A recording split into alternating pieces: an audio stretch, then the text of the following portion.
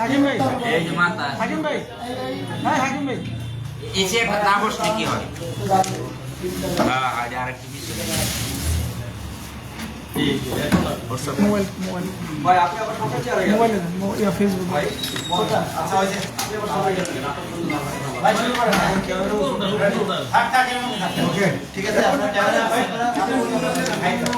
ভাই আমরা কি কথা না দে আপনারা কে আছে ভাই একটু ডাক বানা শুন ভাই ভাই ঠিক আছে হ্যাঁ এই যে আপনি ভাই মোবাইলটা একটু টানেন মোবাইলটা একটু টানেন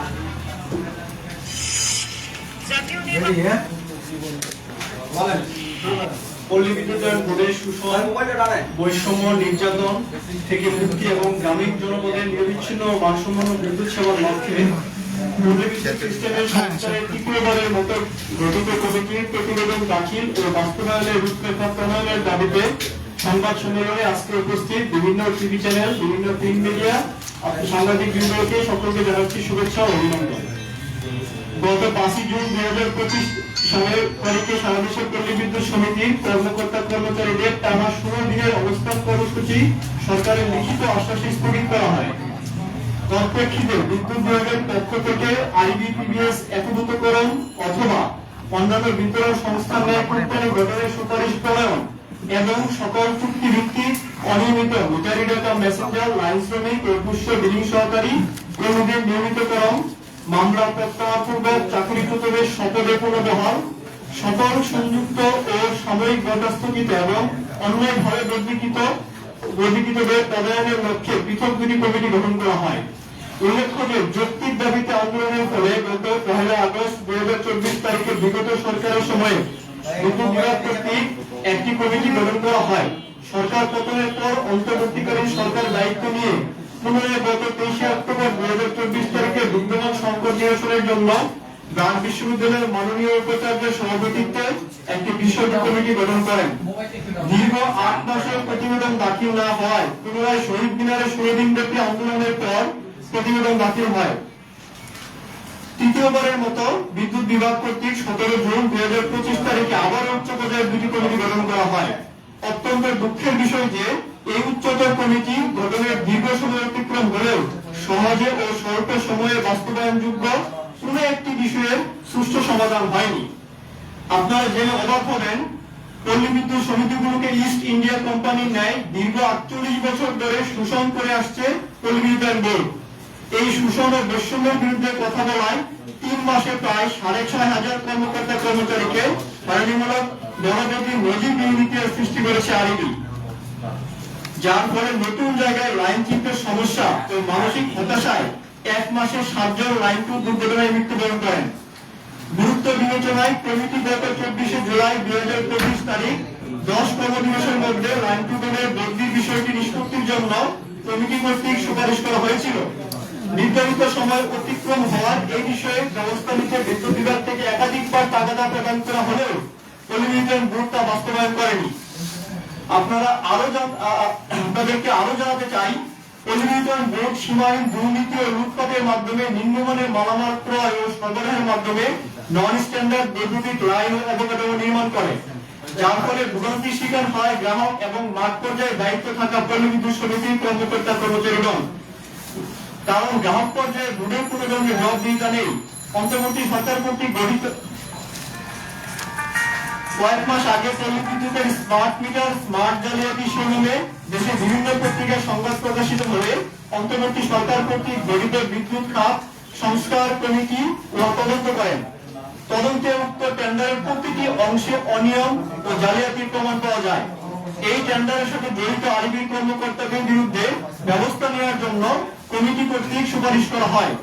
উক্ত দুর্নীতির সাথে জড়িতদের বিরুদ্ধে ব্যবস্থা গ্রহণের জন্য বিদ্যুৎ বিভাগ আরবির চেয়ারম্যান মহোদয়কে গত 21 মে 2025 সাল প্রথমবার, 19 জুন 2025 সাল দ্বিতীয়বার, 24 জুলাই 2025 তৃতীয়বার এবং 21 আগস্ট 2025 চতুর্থবার তাগাদা দেন।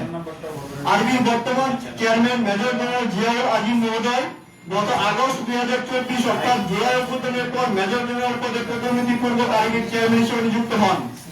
সভাপতি তার জুলাই অভ্যুত্থান স্পিড ধারণ করার কথা, কিন্তু আমরা দেখলাম তিনি দুর্নীতির সিন্ডিকেটের সাথে জড়িত উপরন্তু তাদেরকে পদোন্নতি দিয়ে নির্বিঘ্নে অবসরে যাওয়ার সুযোগ করে দিয়েছেন। চেয়ারম্যান মহোদয় দুর্নীতিবাজদের বিরুদ্ধে ব্যবস্থা না নিয়ে তাদের রক্ষাকর্তা হিসেবে আবির্ভূত হয়েছেন। এছাড়াও পল্লী বিদ্যুৎ সমিতির যে সকল কর্মকর্তা কর্মচারী আইবির বিরুদ্ধে দুর্নীতির অভিযোগ তুলেছিল তাদেরকে তিনি ক্ষমতার অপব্যবহার করে রাষ্ট্রদ্রোহী মামলা দিয়ে জেল খাটিয়েছেন, সাসপেন্ড, সংযুক্তি সহ চাকরিচ্যুত করেছেন। এখানে উল্লেখ্য যে বিদ্যুৎ খাত সংস্কার কমিটি একটি মাত্র টেন্ডার তদন্ত করেছে। যদি আইবি আরো টেন্ডার তদন্ত করা হয় তবে প্রত্যেকটি ক্ষেত্রে অনিয়ম ও জালিয়াতি বের হয়ে আসবে।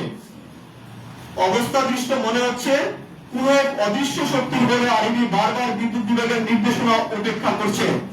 বিদ্যুৎ বিভাগের কমিটির কার্যক্রম চলমান অবস্থায় আইবি সমিতির যৌথভাবে সকল কার্যক্রম যেমন স্টোর ইনভেন্টরি, কারিগরি সভা, উপকেন্দ্র ডিজাইন, টেন্ডার ওপেনিং ও মূল্যায়ন, সরকারি AG audit, third party CFR audit, সমিতির নিজস্ব ইন্টারনাল অডিট, মালামাল বরাদ্দ ও পরিবহন, সশরীর সভা, ভার্চুয়াল সভা সহ সকল প্রকার কার্যক্রম স্বাভাবিক চলমান থাকলেও আইবি কর্তৃক কিছু সমিতিতে বেনামি চিঠির তদন্ত ও হয়রানির উদ্দেশ্যে এবং মনিটরিং এর নামে ইন্টারনাল অডিট পরিচালনা শুরু করে। সমিতির পক্ষ হতে এই ধরনের হয়রানিমূলক কার্যক্রম না করার জন্য ইতিপূর্বে অনুরোধ করা হয়েছিল। গত 8 আগস্ট 2024 তারিখ আইবি সমিতি সেনাবাহিনীর প্রতিনিধির উপস্থিতিতে এরূপ হয়রানিমূলক অডিট কার্যক্রম বন্ধ করার সিদ্ধান্ত গৃহীত হলেও আইবি কর্তৃক সেই সিদ্ধান্ত উপেক্ষা করে মনিটরিং এর নামে এরূপ হয়রানিমূলক অডিট ও তদন্ত কার্যক্রম পরিচালনার জন্য বারবার চেষ্টা করা হচ্ছে, যা কোনোভাবেই প্রত্যাশিত নয়। গভীর উদ্বেগের বিষয় যে বিরাজমান অবস্থায় সংকট নিরসনে বিদ্যুৎ বিভাগের লিখিত আশ্বাসের পরও মিথ্যা ও হয়রানিমূলক মামলার ক্ষেত্রে কোনো সংবেদনশীলতা না দেখিয়ে গত 6 আগস্ট 2025 তারিখ জামিন বাতিল করে এক কর্মকর্তাকে গ্রেফতার পূর্বক পুনরায় কারাগারে প্রেরণ করা হয়েছে। এরই ধারাবাহিকতায় পল্লী বিদ্যুৎ সমিতির কর্মকর্তা কর্মচারীদের দমন পীড়ন হয়রানির উদ্দেশ্যে কোনো ধরনের পূর্ব নোটিশ ছাড়াই গত 17 থেকে 28 আগস্ট 2025 তারিখ পর্যন্ত প্রায় 30 জন কর্মকর্তা কর্মচারীকে বরখাস্ত ও সংযুক্ত করা হয়েছে। সমিতির জন্য আইবির মন গড়া চাকরি সৃষ্টি হয়েছে। শাস্তি আতঙ্কে উৎকণ্ঠিত থাকায় সমিতির বর্তমান কোনো কর্মপরিবেশ নাই। আমরা উক্ত বরখাস্ত আদেশ 25 আগস্ট 2024 তারিখ থেকে নিম্নোক্ত 4 দফা দাবিতে সারা দেশের 80টি পল্লী বিদ্যুৎ সমিতির কর্মকর্তা কর্মচারী জরুরি বিদ্যুৎ সেবা চালু রেখে, আমি আবার বলছি, জরুরি বিদ্যুৎ সেবা চালু রেখে অবস্থান কর্মসূচি পালন করবে। পল্লী বিদ্যুৎ সিস্টেমের সংস্কার এবং আইবির শোষণ নিপীড়ন থেকে মুক্তির লক্ষ্যে আমাদের 4 দফা দাবি। প্রথম দফা আগামী 5 কার্য দিবসের মধ্যে বিদ্যুৎ বিভাগের গঠিত 2টি কমিটির চূড়ান্ত প্রতিবেদন আইবি টিডিএস একীভূতকরণ অথবা অন্যান্য বিতরণ সংস্থা নিয়ে কোম্পানি গঠনের সুপারিশ প্রণয়ন এবং সকল চুক্তিভিত্তিক অনিয়মিত meter reader cum Messenger, line শ্রমিক ও পুষ্প বিলিং সহকারী কর্মীদের নিয়মিতকরণ, মামলা প্রত্যাহারপূর্বক চাকরিচ্যুতদের শপথের বহাল সহ সকল সংযুক্তি ও সাময়িক বরখাস্তকৃত এবং অন্যান্য অন্যায়ভাবে বর্ধিকৃতদের পদায়ন দাখিল এবং বাস্তবায়নের রূপরেখা প্রকাশ করতে হবে।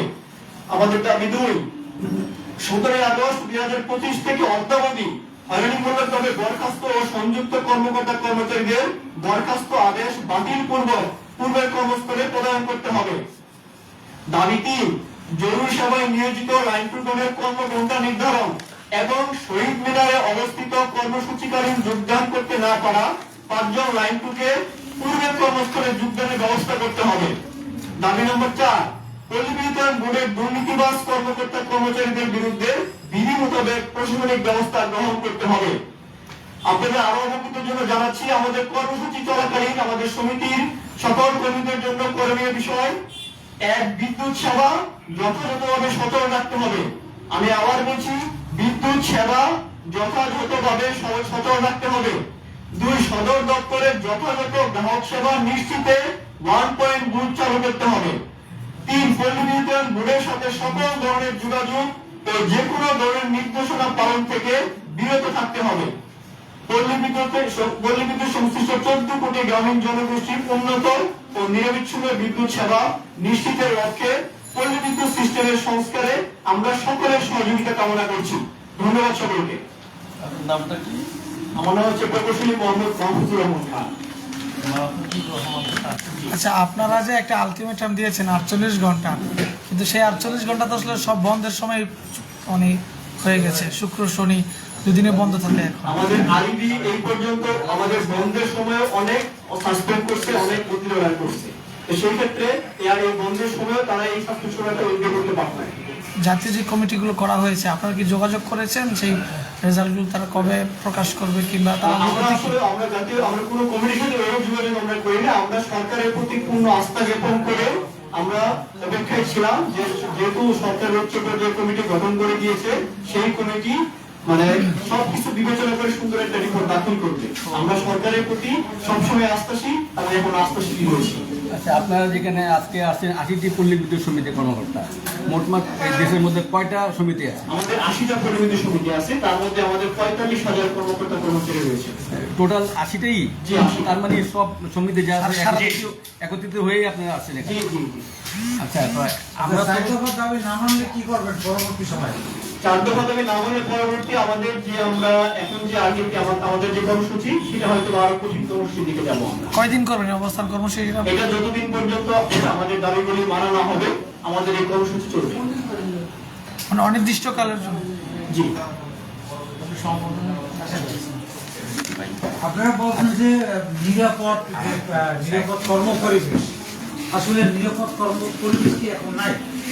আমি তো আপনার ইয়েতেই বললাম নিরাপদ কর্মপরিবেশ কিভাবে থাকে। আপনি কথায় কথায় সাসপেন্ড করতেছে, কথায় কথায় আপনাকে হচ্ছে যে মামলা দিচ্ছে, চাকরিচ্যুত করতেছে। আমি যদি সবসময় আতঙ্কেই থাকি তাহলে আমার সেই কর্মপরিবেশটা কিভাবে নিরাপদ হয়?